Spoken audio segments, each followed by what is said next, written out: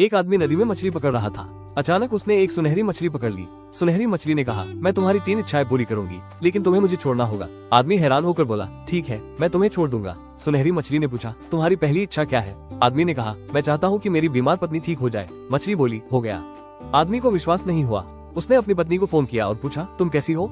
पत्नी ने कहा, मैं बिल्कुल ठीक हूँ, और फोन काट दिया। मछली ने फिर पूछा, तुम्हारी दूसरी इच्छा क्या है? आदमी ने कहा, मैं बहुत सारा पैसा चाहता हूँ। मछली बोली, हो गया। तभी आदमी का फोन बजा। पत्नी खुशी से चिल्लाई, अब हम अपने सभी कर्ज चुका सकते हैं। आदमी हैरान रह गया। सुनहरी मछली ने पूछा, तुम्हारी तीसरी इच्छा क्या है? आदमी ने कहा, मैं ताकतवर बनना चाहता हूँ। मछली बोली, हो गया। आदमी ने सोचा, मैं इसे अपने पास रखता हूँ। वो मछली को अपने घर ले आया। जब वो घर पहुंचा तो देखा कि उसकी पत्नी फर्श पर बैठकर रो रही है। आदमी ने पूछा, तुम क्यों रो रही हो? अब तो हम अमीर हैं।